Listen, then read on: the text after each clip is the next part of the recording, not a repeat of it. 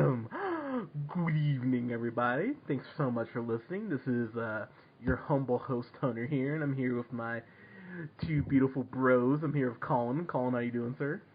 I'm doing good. How you guys doing? I'm good, and I'm here with Scott. Scott, how you doing, my friend? So good. Well, I I'm happy everyone's in a good mood because I'm about to be in a bad one. We were talking about Mr. Church. God help me, man. I'm gonna be totally honest with you guys. This is me reined in because I actually watched this yesterday.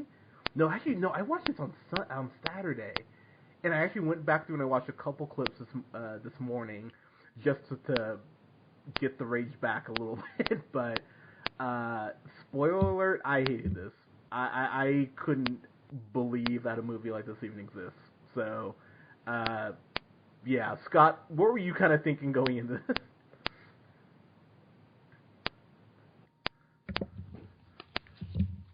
Sorry, what was that? I think you cut out for a second. Oh no, you're all good, man. I was just asking, what were you thinking about this going into it?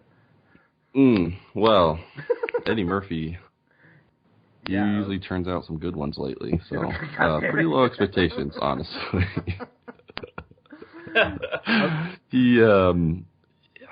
I don't know if I've liked many movies that he's been in since Dr. Dolittle, probably. Yeah, and fair. I had those same expectations going into this one. I was probably not expecting something very good. Although it had kind of a more of a serious, dramatic kind of vibe to it in the trailers and stuff. Compared to Dr. Dolittle or any of the weird, he does some weird what was the movie where he's the little guy inside his head or something like that? Meet Dave. Is that what you're thinking of? Meet Dave, yeah. So actually, he's been in some weird ones. I love Meet Dave. So let's kind of go through some of the movies he's been in since 2008. So 2007. So he did Norbit, horrible. that was a bad one. Yeah, Shrek the Third, which was not great. Meet Dave, Imagine That, Tower Heist, 1,000 Words, which I know we all remember, and God. Yeah, you remember that one? That trust me, I've been trying to forget. And Nicolas Cage was the producer on that. Fun fact, and Mr. Church. So it's actually been 4 years since he's done a movie. His last movie was 1,000 Words, and to be totally honest, I didn't think he would make something that was worse than 1,000 Words, but he has made one of the most coonish, buffoonish, niggerish movies I've seen. No, because I was sitting here trying to think, I was like, alright, I'm not going to get that intense about this.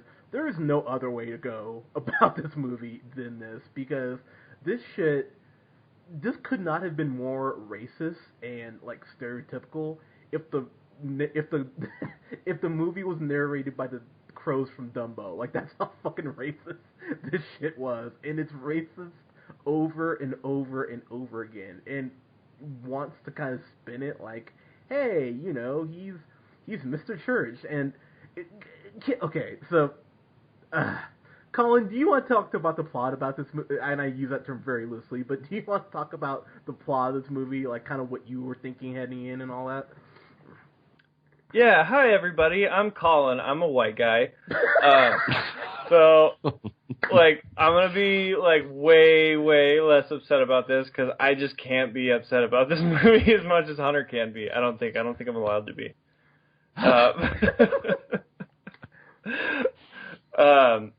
But okay, so it's Eddie Murphy, and so the whole movie's about him.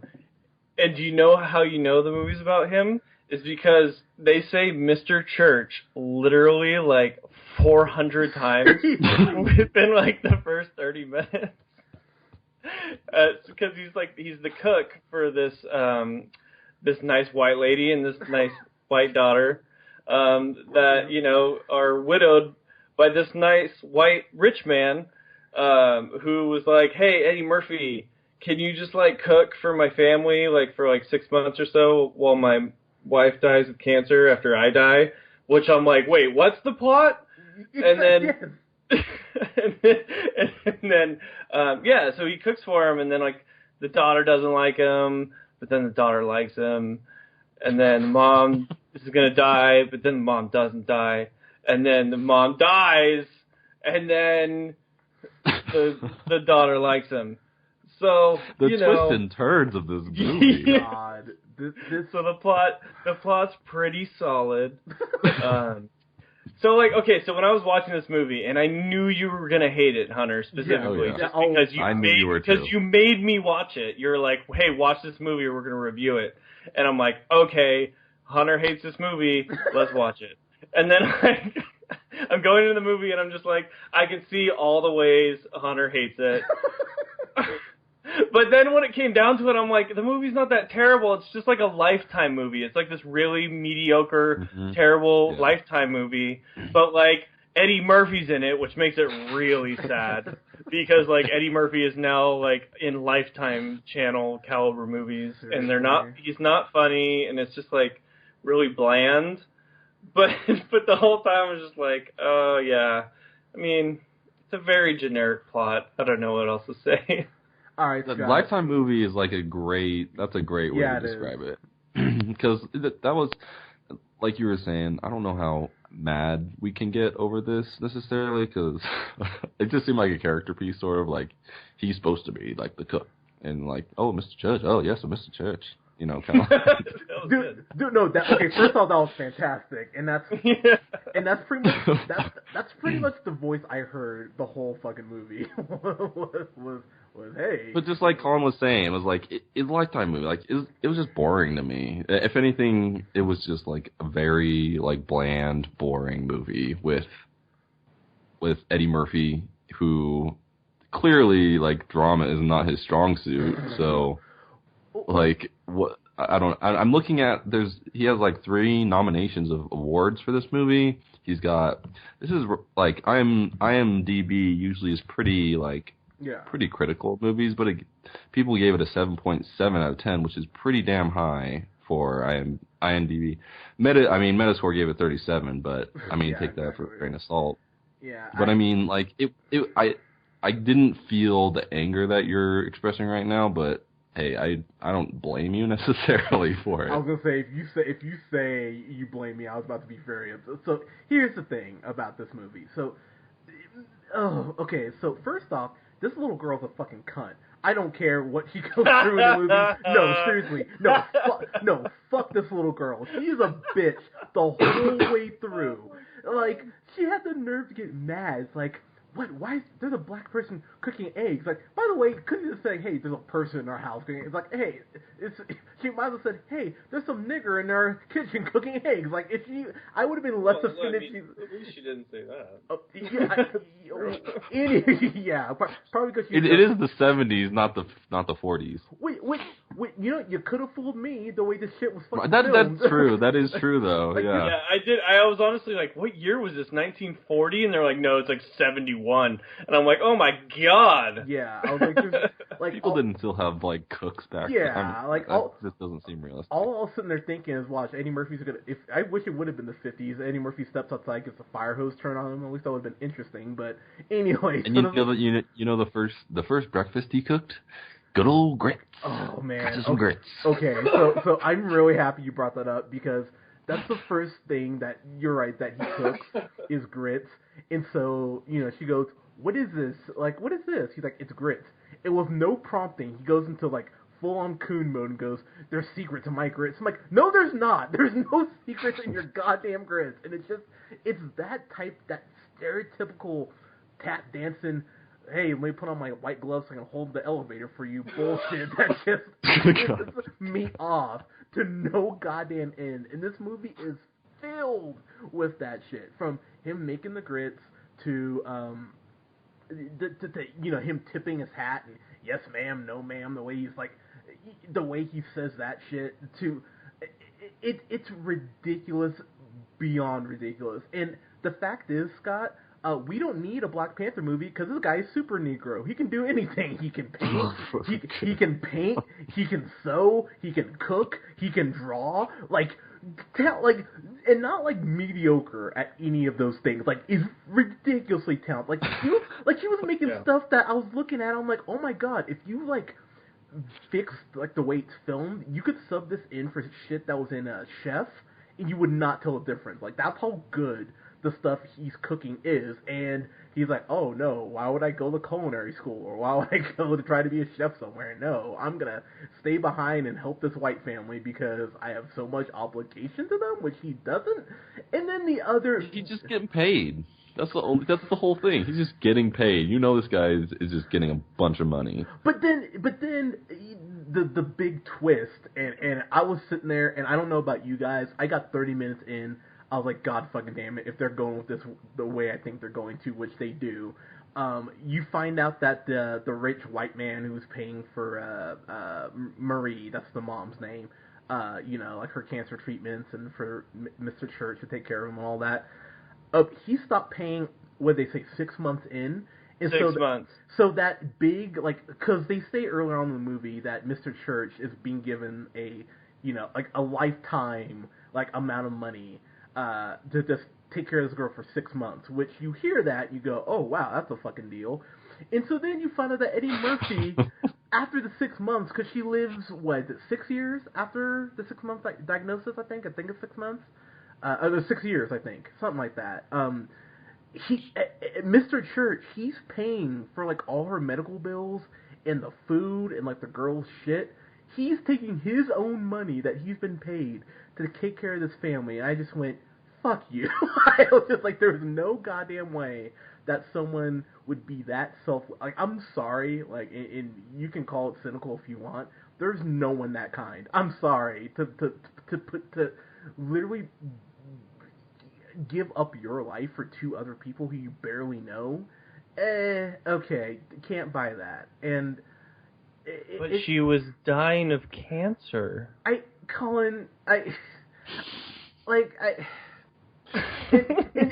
this is the thing, and that's what the movie tries to justify. It's like, she's dying of cancer, like, come on. And okay, I mean, you could make that argument, but the argument I make is the fact that he doesn't even get a storyline. He gets Jack. His name is the fucking title of the movie. It's Mr. Church, and you don't learn shit about Mr. Church until, like, the last, 10 minutes where they manufacture some bullshit at the very fucking end, and they use Charlie's daughter, who they just throw that fucking into. It's like, oh, she got pregnant. Oh, she can't follow her dream. And, like, they just throw that in, too, and so there are points. There's multiple points. And Scott, I'm gonna throw it back to you in a second. But I think when I just lost my mind is that there's this insinuation that Mr. Church is gay. Like they insinuate it kind of heavily, and I'm like, oh, okay, that would be interesting. This guy's been isolated or whatever. Like, dude, being a gay black man in the 70s, I can't even imagine. And they could have really went somewhere with that to make a statement, but no. Fuck, the movie's like, why would we want to do something smart? Come on. That's the best point I've heard about how this movie could have been way better. That would have been a way better movie. Like, if there was a whole, like, side plot where he was just living this gay life, like, second life in L.A., Like legitimately. That's interesting. Like, well, because they really do hint at it. Like, there's this nightclub, or jazz club, pardon me, that he goes to every night, and he comes, or every Tuesday, or whenever the fuck, and he, like, comes home drunk, because there's a point where Charlie's, like, living with him after she's pregnant, or after she has her kid, and he comes home drunk, mumbling to himself. He pretty much goes into Eddie Murphy delirious mode, talking about, like his dad, like, you didn't love me, don't call me a faggot, you're the faggot. I'm like, Jesus Christ, alright. And they literally never touch on it. It's just him being drunk Eddie Murphy, because, who doesn't want to see that? And I'm sitting there, I'm like, okay, if you had a better script writer, they would go, alright, he comes home drunk saying all that, and then when, the town drunk, I can't remember, Lance or Larry or Mo, Curly, I can't remember his name, but, like, yeah, I think it's Lance, like, the town drunk... Curly or Mo. The town drunk, like, ends up getting married to this girl, and he was friends with Charlie when she was a kid, and and Eddie Murphy has this kind of throwaway line where, she goes, "Oh, Mr. Church, have you been? Do you want to get married someday?" And he's like, "Oh, I was once." And then he goes like, "Yeah, any man and woman can get married." And I was like, okay, that's kind of odd to just throw in there. I'm like, all right, you're gonna clearly say that he's gay, and you're gonna build off that. No, never do. And then even in the very end, when he dies, shocker, this guy from the jazz club shows up, and he talks about how good friends they were, and his name was Hands, and so I immediately was like, oh, hand job, like that's where you're going. You call him Hands. You gave a great hand job. Yeah, definitely not like the piano, like how he's been like playing piano on his leg all like moving along or anything. Yeah, no, yeah. Oh man, he knew to tickle ivory liberally, but like, but I was, yeah, definitely hand jobs. Well, you got two, but all joking aside though, I was really sitting there like, oh man, like they're gonna say like this is his gay lover. Like I really thought they were gonna do that, and no, movies is like no, that would make sense, and that would give Mr. Church some dimension, and we have to have this movie be like fucking Paper Mario and have it be no dimension at fucking all, and it just. It strains my brain to think that they put this out, because they were talking like Oscar buzz about this, like this is Eddie Murphy's dramatic turn, his best film since Dreamgirls, which isn't saying nothing by the way, and I will give the movie, and it pains me to say this, I will give the movie some credit. The girl who played Mary, Natasha, I'm going to butcher her last name, I'm sorry, Michonne, I thought she was actually pretty good. Like, when she, there's a scene where her cunt daughter is needing to give her a bath, and she's, like, so selfish. Like, it's amazing how you can be mad at someone when they're leaving you. I'm like, yes, because your mom totally wanted to get cancer, because it's totally her decision. Like, you selfish bitch. I fucking hate that little girl. Anyways, but the mom was actually good in this, and like some of the scenes her and Mr. Church had, I thought were okay. I won't say good. I won't go that far. But and then there's one scene where Eddie Murphy like snaps at Charlie, who's played by Britt Robertson. Oh my fucking god! I realized why I hated this girl. She was in Tomorrowland. Remember? She's the. Oh, yeah, you're right. That's right. Absolutely right. Yeah, and she was in The Longest Ride. God, I hate this girl. Anyways, but she's like, yeah, like, what's your favorite ice cream? What's your favorite book? Like, what's your house look like? And he goes like, that's enough! And he like snaps. I was like, Jesus Christ, all right. And that was like the one point where I kind of went, oh, okay, that was interesting. But Eddie Murphy did show a little bit of range right there, I think. He did. Because when he did, I was like, he was being so like, like. Everything was so nice, and you just saw this dark side like pop out a little bit, and you're like, oh man, maybe this movie's about to get good, and it probably didn't explore that part of the story of Mr. Church enough. Well, that was the thing that just blew my mind, is that everyone in this movie gets like some sort of subplot, whether it's her best friend who wants to be a fashion designer, or her prom date who he's typical handsome nice guy, but I actually liked that actor who played Owen, Xavier Samuel. Yeah, I actually liked him. I thought he did a good job. But he gets a plot. Eddie, I think, was the town drunk. Actually, I apologize. Eddie the town drunk, he gets a redemption story, which... That was the weirdest subplot. Like, I never knew what was going on with that guy. I was like, wait, what? He's here again? I didn't know he was relevant. Oh, shit, he showed up again? I was like, every time he showed up, I was like, this is the worst plot design ever. I don't know who this guy is at all every time he showed up. Okay, so speaking of plot design, Scott, I watched this, I just imagine Scott, I could feel Scott's eyes rolling, like, probably after he's watching this. Because there's a scene where Charlie's like at the grocery store, and this skateboarder jumps into her. Doesn't like trip, because they like try and make it look like an accident. He's clearly a baby killer, because he just like looks at her and like jumps on top of her, and like they fall down. And you're like, oh no, she's pregnant.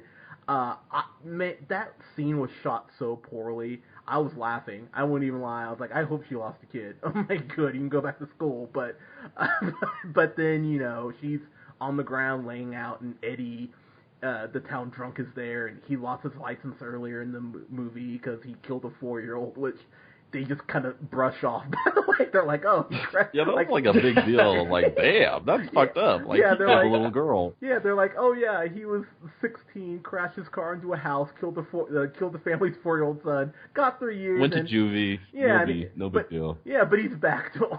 I was like, "Really? Okay," But then, like, his hands start shaking, he gets the keys, and you're just like, all right, this is his redemption, until the cop pulls him over, and then she doesn't get to the hospital anyway.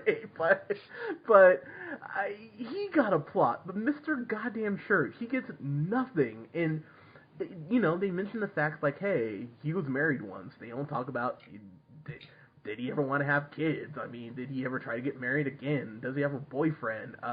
They allude to his dad, and they talk about how the dad, like, beat him, which they say at the very fucking end of the movie, like 3 minutes left, in a letter, in like the most, and Colin, you put it perfectly, it's the most Hallmark goodbye letter you could write someone. If there's like an ad-lib template for it, it would be this letter, and I was practically reading along with it, like, my dad didn't love me, he used to hit me, I know you feel like you and your mom didn't give me anything. And as soon as he said that, he's like, oh, but you guys gave me the most important thing. I was like, love and family. He's like, love and family. I was like, fuck you. I'm like, this is the laziest bullshit. Yeah. I It was a total tearjerker. Like, there's some, like, there's a lot of suburbs in, like, the Midwest and the South, if you know what I mean. That, like, people are going to be like, that was a great plot. Like, that was excellent. But like, yeah, it's definitely not very deep, but it's like a big heart, right? Like, big heart, like, God. Just like feel good movie, right? Except for all the Eddie Murphy fans that just like feel real bad for Eddie Murphy. Seriously, I think that was the worst part. I was like, right when I started watching, I was like, wait, what's the last movie Eddie Murphy was in? I was he looks kind of sad in this movie. Has it been like 4 years? I was like, wait, what's happening? It's almost like you can read it on his face.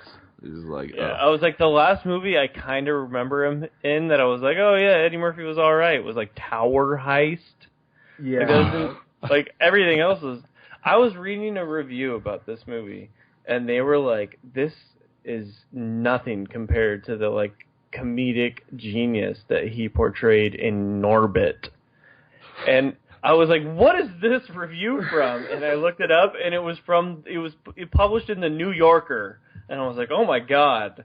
What is happening? Holy shit. The review from the New Yorker was like, this movie's terrible, unlike Norbit, which was great. And I was like, well, that's an interesting take on critics that they allow into the New Yorker, because I don't know if I agree with at least half of that. I was expecting you. I honestly thought when you said I was like, okay. I was like, Colin's about to say The Onion, isn't he? And it was like, oh, New Yorker. I'm like, oh, well, no. I apologize. The Onion's much better. Yeah, like in this instance, I feel like The Onion hires more credible critics, I would imagine. Yeah, Conquest's a triumph, but shout out if you got that pop-star reference. The real pineapple coming at you tough, the New Yorker. Bring it. Get at it. Make sure to mention us on all of your podcasts. Yeah, please do. Yeah, we love New York. You're about to get blown up. You watch out for our followers. They don't give a fuck. Real pineapple. What is happening? Son. But Scott, okay, so I mean, is there anything good in this movie for you guys? Like, I mean, I mentioned the mom's acting. Like I said, I hated that little girl. I hated her so much. Yeah, she was very unlikable. Like, and even when she was a teenager, and then even when she's an adult, like I was like, I don't like you. There was one point where after she had the kid and they were kind of like cuddling on the couch, I was like, oh my God. I was like, they're about to pull some Bicentennial Man shit with Robin Williams. I'm like, Mr. Church is gonna fuck her right now. It's gonna be great, and then he never did. And I was like, lame movie. I'm like, it could have been funny. Just like he wanted to bang the mom, which I honestly thought they were actually gonna go somewhere with that, because there were a couple points. Yeah, might as well. Like, yeah, geez. I mean, she's dying anyway, like, you know, whatever. But, like, I mean, did anyone think that, though? Like, I thought, like, there's something with him and the mom. I thought when it started that it would. I thought there was they were trying to be coy about it, but I guess Colin, did you think that? Because I was sitting there, I'm like, I feel like they're going to end up hooking up. And then they didn't. Yeah, I think it was... I think at the moment when he was just like, so I do this, and this for her, but the only thing I don't do is I don't give her a bath, because, like, I don't want to be a creep. And I was like, when he did that, I was like, well, maybe one day he's going to give her that bath, and then he's going to give her that D. And I was like, if that happens, that's fine. Like, that'd be a chill movie. But, like, you know, like, you never know. I thought maybe that was in the realm of possibility. What did you think? Yeah, I don't know, man. So, look, Britt Robertson, if she's in a movie going forward, I'm just going to be like, all right, cool, I needed to skip this, because it will probably be Nicholas Sparks or Tomorrowland 2, which, God help me, I hope they never make. Was I the only one that looked at Natasha or Marie or whatever and just immediately thought of The Truman Show? No! No. That's all I could see. I was like, where do I know you from? I know you from somewhere. Oh, she's from The Truman Show? Yeah, she's like, you know, she's the girl that he goes after. Like, he meets at the library. And she still looks great, too. I was like, she really does. I recognized her from, she played Hank's wife, David Duchovny's wife on Californication. I was like, I was trying to place it. I was like, God damn it, that's where I know you from. I really like her, actually. She's a great actress. Yeah, and she was, like, the one thing for me that, like, was pulling this up at points. Because there's this scene where she's like, you know, you realize sometimes that when you're sick, you know, like, you can't protect your daughter. Like, I'm paraphrasing, but, you know, you can't protect your daughter. And she starts weeping. And that was the one part of the movie, I won't lie, I went, oh, wow. Like, I actually got a little choked up. Because I was like, wow. Because she had to carry that scene. And she did a hell of a job. So, kudos to you. I thought she was amazing in that scene. So, I'm gonna save my grade for last, but Colin, your final thoughts and your grade, sir. Oh, I have to rate it before you do? Yeah. Boo! Damn it. Okay, so Mr. Church. All right, let's go, Mr. Church. What do I think? Mr. Church. Okay, so it's a bummer to see Eddie Murphy in this movie. Like, that's a total given. Like, Eddie Murphy... Like, I used to love Eddie Murphy. And we all used to love Eddie Murphy, right? Like, sure. Love him. Yeah. Yep. Like, he was the best. Like, even, like, the first Nutty Professor, I remember I was like, instant classic. Like, amazing. So, yeah, I don't know. But he wasn't necessarily, like, the worst actor in this movie. It was just more of, like, a bummer to see him in this role. Like, choosing to do this type of role, and I think we've all discussed why this type of role is not a super chill type of role to be picking right now. Yeah.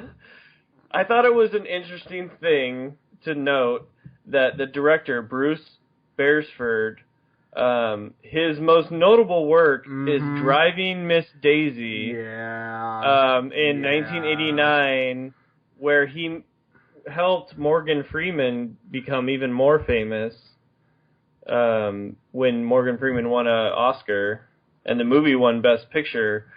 And, like, isn't that bizarre? Like, can we not talk about how that's crazy, that in 1989, like, a movie like Driving Miss Daisy is, like, heralded and, like, celebrated, and then, like, now we all realize we're like, maybe this director's not that chill. Yeah. He did do Double Jeopardy. Yeah, Double Jeopardy. He did Double Jeopardy, and I feel like he's kind of like, he was like Double Jeopardy. He's like, I can't be tried for being racist doing the same dumb movie twice. Yeah, exactly. Double Jeopardy, bitch. I got y'all. Boom. Well done, Colin. That was wonderful. So, so I'm gonna go ahead and go out on a limb and be like, this movie's a go fuck yourself. Yeah, we'll just call it a go fuck yourself, and then we'll pass it on. Or Scott. Scott, go ahead, man. Just dumb and boring.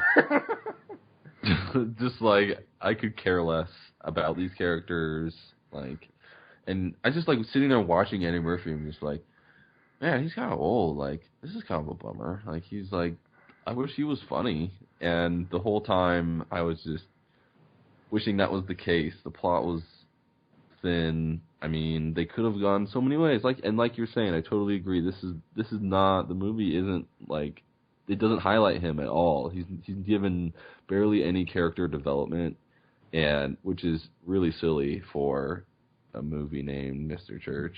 But I don't know. It was just boring. I didn't hate it. I think what you were getting angry at is like the expectation that we should know what this character is, like what kind of character this is. That like, oh, you don't need to explain his role and his backstory because he's got the soulful grits, got passed down from his grandma or something like that. Is like he's good at all the homemaking stuff and they don't. It's almost like they're like they assume that you already know what the character they're trying to portray without making any effort at it. And I didn't hate it. But I thought that Marie played an excellent role, but just the girl McKenna Grace was not likable at all. Did you say Murray? I'm sorry. No, I said McKenna Grace, but that's not who okay. I'm thinking about. I'm thinking Natalie Coughlin was her name. Okay. Just not likable, and especially because she like throwing in the racist in there, like definitely less likable. So, yeah, I would give this a D. I was going to say, Scott, if you gave it a C, I was going to lose my shit. Give it it's a Hallmark D. I like that analogy. Okay. Okay. So, Mr. Church, Plus? Shut up. All joking aside, man, I watched this and I was like, I would watch Boo Madea Halloween before I ever watch this again. And it hurts me to say that. I think I would disagree with that. Because I at least laughed twice during Boo Madea Halloween, and there was that girl, at least that white girl twerking. So I was like, that's something. That's two more times than I laughed in that movie. Well, there you go. I laughed when they called that one fat black kid Notorious B.I.G. That made me laugh. It's not a clever joke, but I was like, at this point, I'm grasping for fucking straws. But this movie, though, outside of the performance for Natasha Michelon, there's nothing. There's fucking nothing in this. And I thought they're just in awe that a movie like this could not only be made, but herald as the return of Eddie Murphy, man. It's like, oh, this... You know what this kind of remind me of? This is so random, but do you remember when Christina Aguilera put out a new album 5 years ago, and she was like, "Oh, I'm going on tour," and everyone was like, "No one gives a shit," and she had to cancel the tour. That's what this reminded me of. That's so sad for Eddie Murphy and Christina Aguilera. Yeah, Eddie Murphy's back. I'm like, I don't fucking care. I don't care. He needs to just. I wish he would do stand-up again. Maybe that's what he needs to do, honestly. Because at this point, I don't want to see him in anything else. As I said earlier, this is coonish and buffoonish and just racist on so many goddamn fucking levels that this black man, who is superhumanly talented and gifted, just gives up his life for these white people with really no fucking justification and without us getting to know him. And every white person in this fucking movie gets a plot, gets their own reason to be in this film, except for the main goddamn character. He is a mystical Negro personified. I say fuck this movie. I say fuck Eddie Murphy. I say fuck Cinelou Films, who produced this shit. I say fuck Susan McMartin, who was the writer on this shit, who also wrote the later seasons of Two and a Half Men, so fuck you double for that. Fuck everyone who was involved. Fuck the great. Yeah, fuck the second season, later season, the 2.5 Men. Boom! Seriously, I could not believe that this existed. I really can't. And everyone associated this movie. Unless you were an extra and you're in college and you need the free meal, I get it. But anyone else in this movie who doesn't fall in that, yeah, fuck you.